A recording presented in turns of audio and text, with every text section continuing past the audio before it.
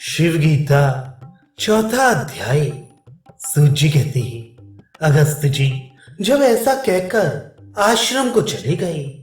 तब रामगिरी के ऊपर गोदावरी के पवित्र आश्रम में रामचंद्र शिवलिंग का स्थापन कर अगस्त जी के उपदेशानुसार विरजा दीक्षा ले, सर्वांग में विभूति लगाए, रुद्राक्ष के आभरण पहन शिवलिंग को गोदावरी के पवित्र जलों से अभिषेकित कर वन के उत्पन्न हुए फूलों और फलों से उनका पूजन कर भस्म लगाए, भस्म पर ही शयन करते व्याघ्र चरम के आसन पर बैठे, रात दिन अनन्य बुद्धि कर शिव सहस्त्र नाम जपने लगे। 1 महीने तक फलाहार, 1 महीने तक पत्तों का भोजन, 1 महीना जलपान और 1 महीना पवन को आहार करके शांत अंतःकरण इंद्रियों को जीतकर प्रसन्न मन महेश्वर का ध्यान किए, हृदय कमल में विराजमान अर्धांग में पार्वती को धारण किए, 4 भुजा 3 नेत्र बिजली के समान पीली जटाधारे, करोड़ों सूर्यों के समान प्रकाशमान, कोटि चंद्रमा के समान शीतल, संपूर्ण गहने तथा यज्ञोपवीत सर्पों का पहने हुए, व्याघ्र चर्म ओढ़े, भक्तों के आश्रय दाता वरदायक मुद्रा धारण करने वाले, व्याघ्र चर्म का ही उत्तरीय ओढ़े, देवता और असुरों से पूजित हुए, पंचमुख चंद्रमा मस्तक पर धारण किए, त्रिशूल और डमरू लिए, नित्य अविनाशी शुद्ध अक्षय निर्विकार एक रूप शिव जी का इस प्रकार नित्य ध्यान करते 4 महीने बीत गए। तब प्रलय कालिक समुद्र के समान भयंकर शब्द प्रकट हुआ, जिस प्रकार से समुद्र मंथन के समय मंदराचल के बिलौने से ध्वनि उठी थी। त्रिपुरासुर के जलाने के समय शिव जी के बाण की अग्नि के समान भयंकर महाशब्द सुनकर रामचंद्र चकित हो जब तक गोदावरी के तटों की ओर दृष्टि करते, तब तक महाभयंकर महातेज पुंज विप्र रामचंद्र के आगे उपस्थित हुए। उसी तेज से चकित हो रामचंद्र को दशों दिशाएं ना सूझी। हे द्विश्रेष्ठ, आंख मिच जाने से राजकुमार मोह को प्राप्त हो गए और विचार करके जाना कि यह दैत्यों की माया है। फिर वे महावीर उठकर और अपने बड़े धनुष को चढ़ाकर तथा दिव्य मंत्रों से अभिमंत्रित कर तीक्ष्ण बाणों पर दृष्टि करने लगे।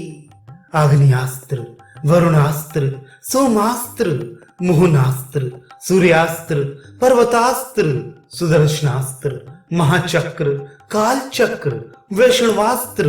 रुद्रास्त्र, पाशुपतास्त्र, ब्रह्मास्त्र, कुबेरास्त्र, वज्रास्त्र, वायवास्त्र और परशुरामास्त्र इत्यादि अनेक मंत्रों का राम ने प्रयोग किया, परंतु उस महातेज में वे रामचंद्र के अस्त्र और शस्त्र इस प्रकार लीन हो गए जैसे समुद्र में पत्थर और ओले मग्न हो जाते हैं।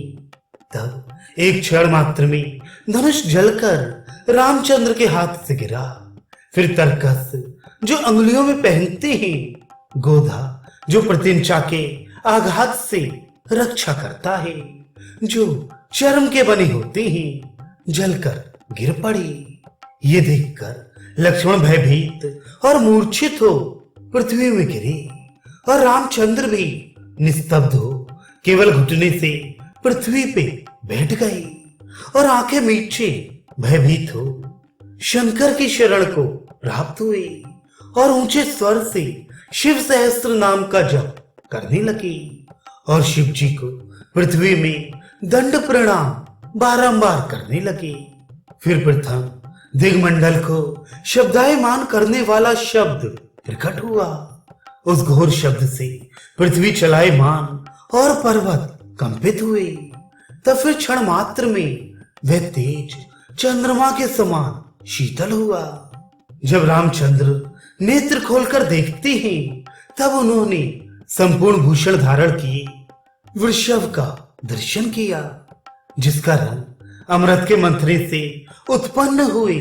मक्खन के पिंड की भांति श्वेत है, जिसके श्रृंगाग्र में स्वर्ण में बंधी मरकत मणि शोभित होती है। नीलमणि के समान नेत्र, हृस्य कंठ सामरा से भूषित रत्नों की माला से शोभित, जो कि श्वेत चामरों से युक्त है। घर घर शब्द वाली घंटिकाओं से दसों दिशाओं को पूर्ण करते हुए वृषभ पर चढ़े इस स्फटिक मणि के समान शुभ्र कांति महादेव जी, जो कि करोड़ों सूर्यों के समान प्रकाशमान, करोड़ों चंद्रमाओं के समान शीतल, व्याघ्र चर्म का वस्त्र धारण किए, नागों का यज्ञोपवीत पहने, संपूर्ण अलंकारों से युक्त, बिजली के समान पीली जटाधारे, नीलकंठ व्याघ्र का चर्म ओढ़े, मस्तक पर चंद्रमा विराजित किए, अनेक प्रकार के शस्त्रों से युक्त,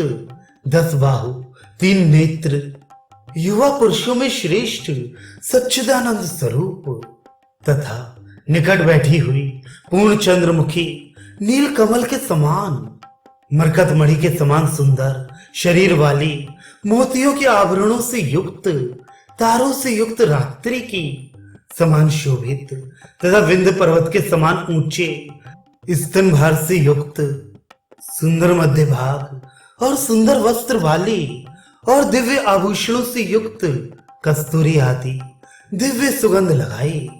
दिव्य माला धारण किए, नील कमल के समान नेत्रों वाली, टेढ़े केशों से शोभित, मुख में तांबूल खाने से शोभित, अधरोष्ठ वाली,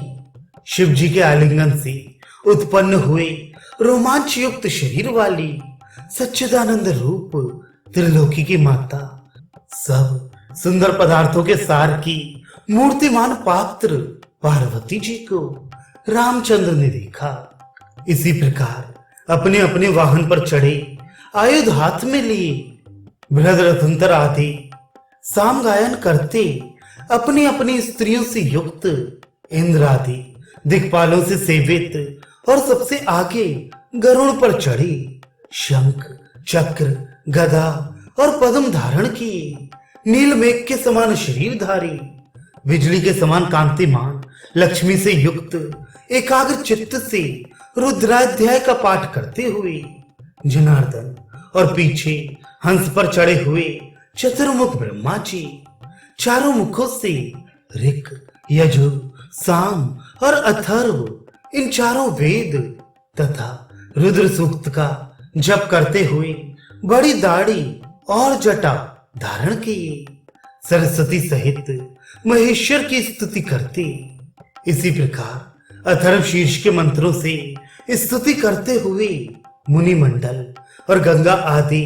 नदियों से युक्त नीलवर्ण सागर, श्वेत अश्वेतर के मंत्रों से शिव जी की स्तुति करते,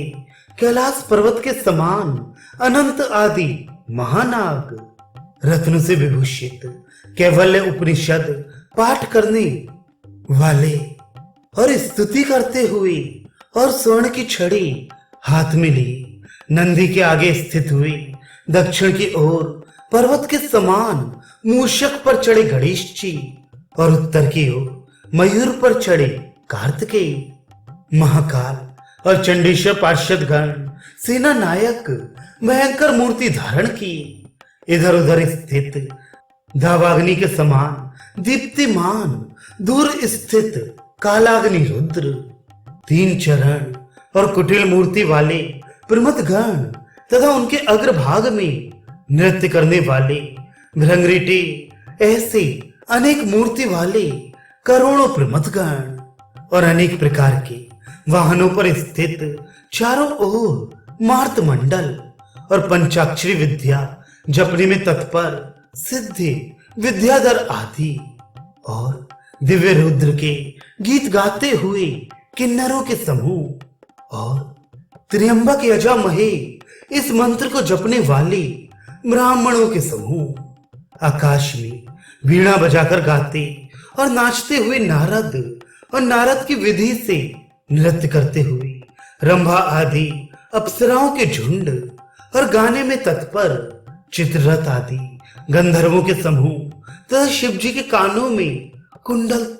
की तरह कंबल और अष्टर नामक नाग तथा गीत गाने में तत्पर कंबल और अष्टर नागों से शोभित सब देव सभा को देखकर रामचंद्र जी कृतार्थ हुए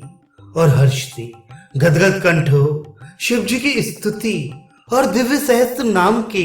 उच्चारण से बारंबार प्रणाम करने लगे।